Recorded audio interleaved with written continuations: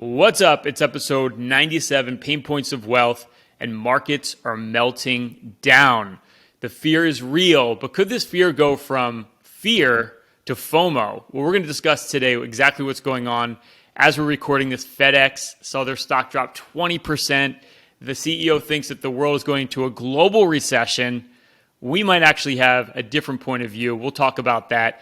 And on the tipping point today, we're going to talk about, in our experience, some of the biggest strategy mistakes that Wall Street loves to push on you. You've got to avoid at all costs to make sure you're on your path to financial independence. Check it out. We got a great show.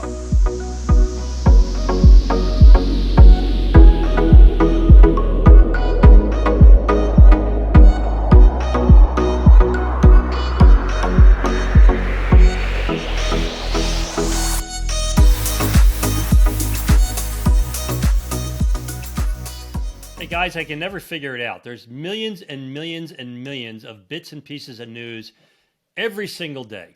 And of course, as soon as the market goes down, what news do they focus on, right? It's incredible. You know, they just focus on the negative news when the market's down, and then they reverse it when the market's up. But let's face it, if you're negative about this market, if you're afraid of interest rates going up, which they already have, you're afraid of the Fed raising Fed funds rate, which they already have, then you've already sold. Now, if you're a professional investor and you're tactically short this market, you're already short.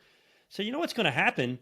I said, when you get some hint that the Fed is finished, you're going to get a rally like you've never seen, like a rip-off-your-face rally, because those shorts are going to have to be covered, and all those folks that sold are sitting in cash, you're going to have to panic buy. Guys, I was talking to a client of mine just yesterday, and he's the kind of guy that doesn't get real excited when things are going really well, but loves to freak out when things are doing horribly. And the conclusion that I've reached is that investors are really, really easy to scare, but very hard to excite.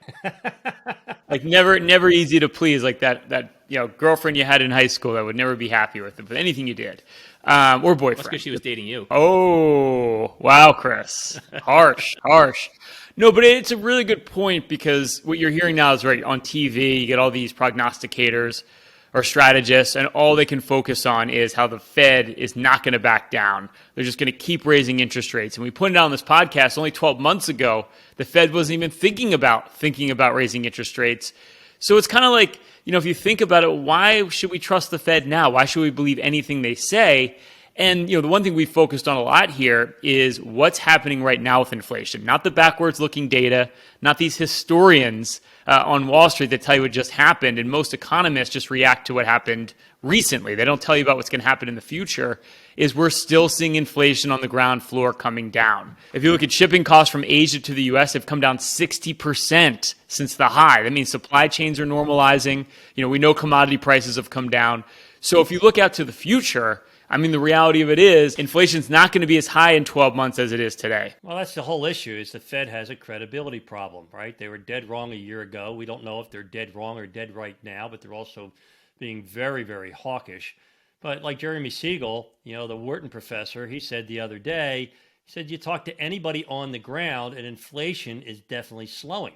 The problem is the Fed knows that, these rate increases take a long time. This, monetary policy takes a long time to work through the economy.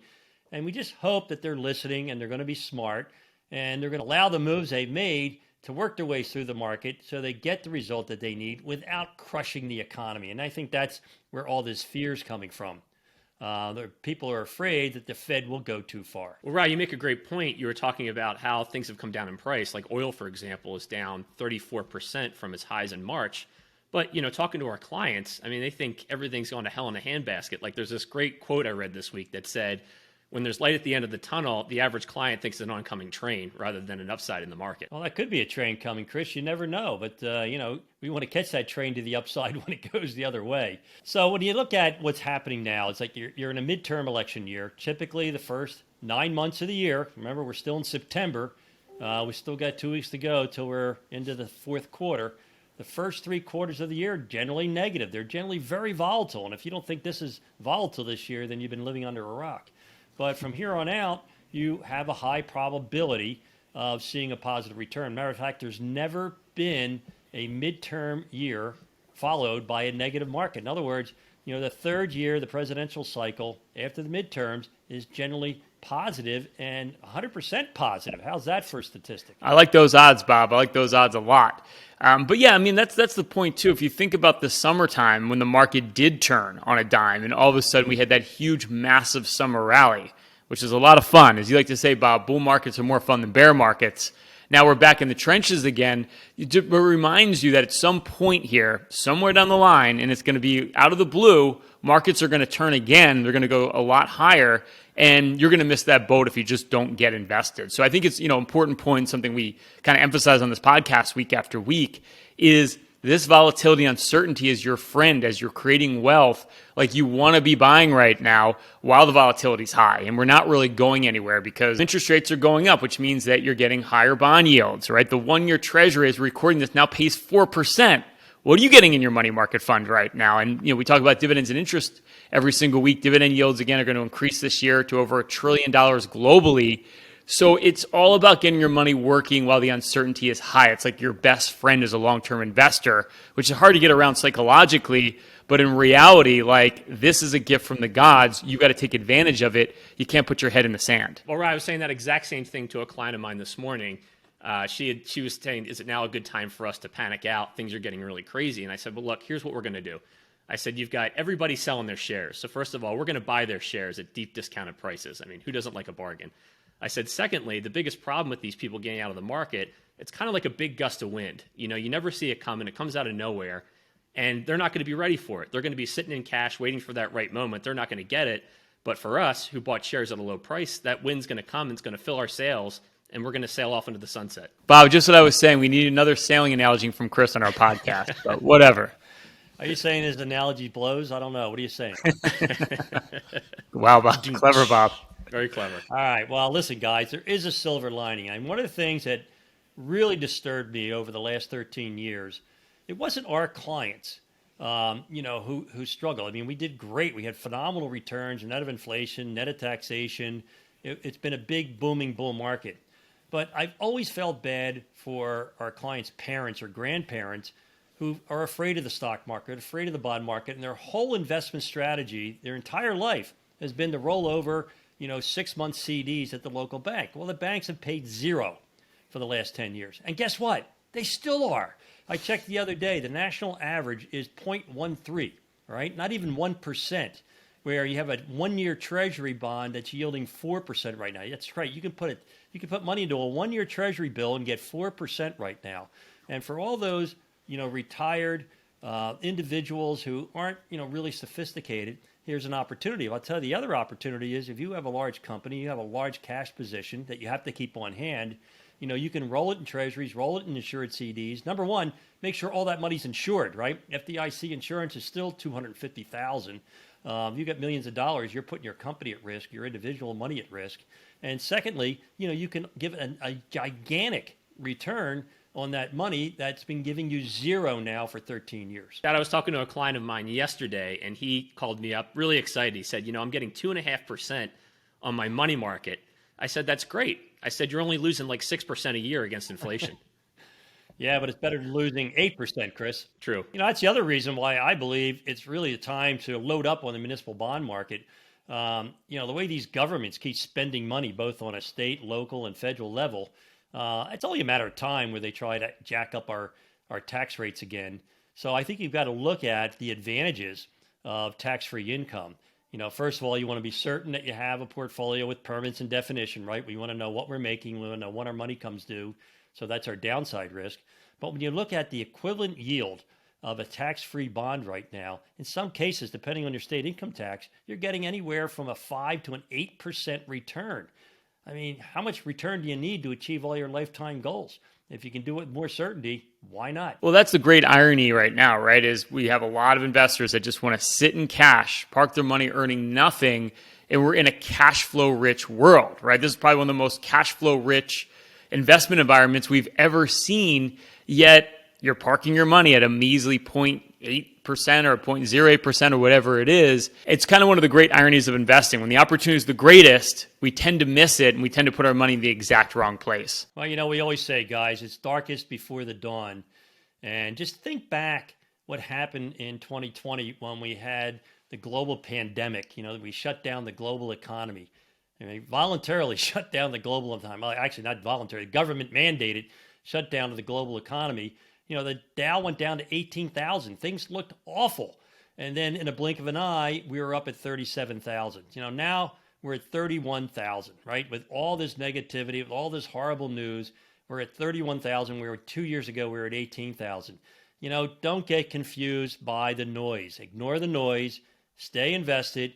Keep your money in compounding. As Charlie Munger says, who's probably one of the most genius investors of all time, never, ever interrupt the compounding of your dividends and interest voluntarily. Hey, hope you're enjoying episode 97, Pain Points of Wealth.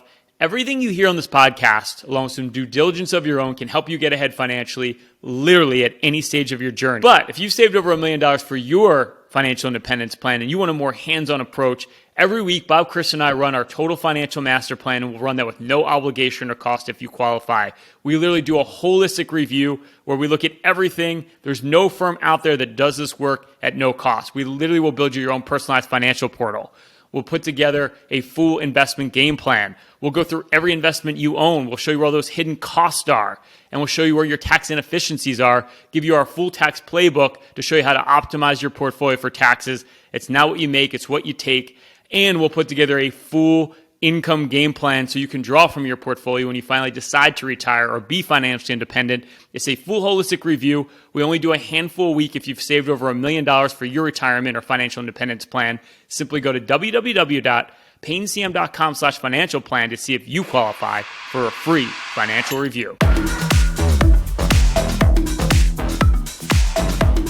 Hey, it's the tipping point. This is where we pinpoint the pain point having the biggest impact on your wealth right now. And Bob and Chris, at our firm, Payne Capital Management, of course, that's Payne, at our boutique firm where we oversee over $1 billion, we pretty much have seen every strategy under the sun. We know what works, what doesn't work. We know what every firm out there is offering, and we know a lot of times where they bury the bodies, so to speak, with the high fees and essentially how they structure these products that benefits them and not you. And we found is, during times when it's very volatile and uncertain, like right now in the markets, there's a lot of strategies that Wall Street loves to sell you that we know from experience just don't work. Well, guys, I always love it when you have a volatile market and someone thinks suddenly, because they have hindsight now, that they can time it. But it's kind of like owning your own business, right? Just because your business is down, somebody makes you a low ball offer. Do you take it? Would you sell your business because the price is lower than what somebody said it was worth the day before? Same thing with your home or any investment property you've ever had. When prices are low, do you think, wow, I really need to sell because I can get a really low price on my home or my investment property? But it just seems so counterintuitive that that's what happens when it comes to the stock market or the bond market or commodity market. Because the volatility is there. You can see it every day. You can watch it on the tape, or even they have it on every television and every restaurant and every bar in the world. You think you need to take action or do something. Timing the market is the most impossible thing to do. It sounds great, but it doesn't work. Well, I was talking to a client of mine yesterday, and she's wanted to get out of the market several times this year. So what I did was I went back and I tracked the performance from the first time she wanted to get out through today. And one of the things I noticed is that she would have missed out on $100,000, guys, $100,000 of interest in dividends. Oh, so I asked her, I said, well, why don't we take that $100,000 and just throw it out the window? She said, well, I don't want to do that. I said, of course you don't want to do that. That's why we got to stay in. Yeah, and it's one of those really sexy strategies. It sounds so great to be like, we're going to time the market here. We go to cash when we think things don't look very good, and then we see the opportunity looks good, we'll put you back in the market. Like, there's so many strategies out there like that, and they sound so good, but we know in reality it's impossible to time the market. It's so hard. And this year, if you don't think it's hard, I think this year is the perfect example of just how difficult it can be, whether you're a bull or bear right now. Let's face it, if you went into the summertime and you tried to short or bet against the market, or you were in cash, you would have missed a huge move up in the market. Now coming into the fall, if you were long and bullish, like we always are, going into the fall here, had you gotten really bullish and gotten long on your portfolio, you would have felt some pain. So, in the short term, it's just literally impossible to consistently time the market. It doesn't work, even though it sounds like the easiest and most common sense thing to do. Well, guys, since we know we can't time the market, and a lot of people tend to project the future based on their most recent experience, a lot of times when you hit all-time record highs like the markets did just this past January 4th, nobody wants to panic out. You only want to panic or time the market when the market's down and you perceive it to continue to get worse. But the problem is you end up taking actions that you'll regret forever. Like how many folks out there have liquidated their portfolio and gone into something like an annuity? Exactly, Dad. And actually, I've been analyzing more annuities the past 3 months than I've ever analyzed in my life. And what I equate it to, it's kind of like going back into the arms of an ex. It feels comfortable, it feels good. But the reality is you broke up with that person for a reason. Annuities are a lot of the same thing. You're not going to get good. You're not going to get the returns on your money that you're looking for. They're going to tie your money up for almost 10 years.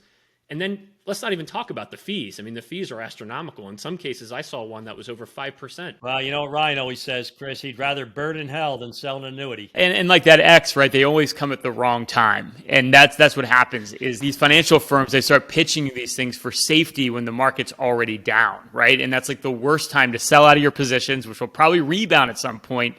And to your point, Chris, lock into a return that's going to be really, really low. And it's probably going to be for a very, very long time.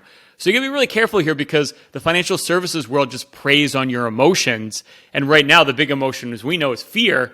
Now, I guarantee we'll do this podcast a year from now. Markets will be higher and Wall Street will have strategies where they just prey on your greed. And then they'll make you do more aggressive allocations when you shouldn't. So, you really have to protect yourself against the financial services industry, especially right now when things are really volatile. Well, you know what, Ryan? The only guarantee that you're going to get with an annuity, a lot like your ex, is just a whole bunch of misery. All right, I got a pop quiz for you guys. I was watching the financial news the other day, and there was someone on who said, yeah, the market's volatile, and this is the time where it becomes a stock picker's market. Guess what industry they're in? The money management business. They'd say that it's the same pitch. Every 5 years, the same pitch. I think it's the stock picker's market this year.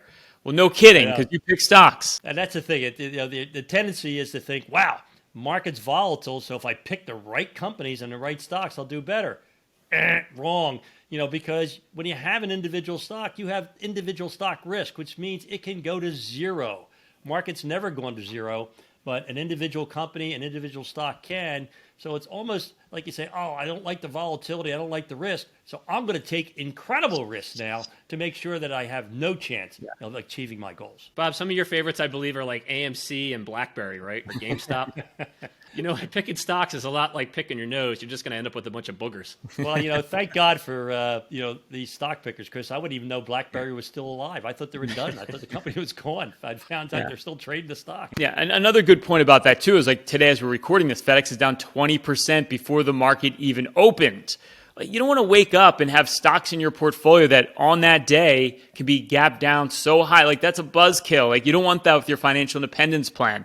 Nobody wants to see that their positions are down 20, 30% at the open. Whereas if you own a diversified portfolio over lots of different markets and you're not trying to pick the individual winners, you're never going to have that problem. And that's not a fun problem to have, especially if you're down the home stretch where you're going to be living off your portfolio if you're living off of it now. The beauty of investing in financial assets, whether it's, the equity market or the bond market, you're investing in companies that are run by people.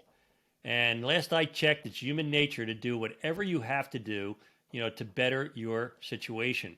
And, what if we do go into a rolling recession or we have a mild recession? If we have a deep recession, I can guarantee you every company out there, everybody who runs a company is not going to sit around and shoot rubber bands at their screen telling their employees, well, let's just wait till things get better.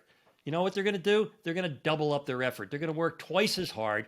And that's why the companies always recover. That's why the stock market always recovers, because it's all about human nature. I never discount human nature. I invest in equities. I invest in the financial markets simply because I trust human nature, and they're always going to do what's in their best interest, which guess what? Serves our best interest. Hey, hope you're enjoying episode 97, Pain Points of Wealth. If you like our content, you love our content, please give us that 5-star rating on iTunes if you're listening there. If it's on Spotify, you can subscribe. And if this is YouTube, give us a like for this video if you like it. And if you want more of our content, subscribe to our channel and click that notification bell so you can be updated every week of all our new content. Thanks for your support. The more support you give us, the more we can do this podcast. Send us a message on Instagram if you have topics that you want us to address here on Pain Points of Wealth. We appreciate your support.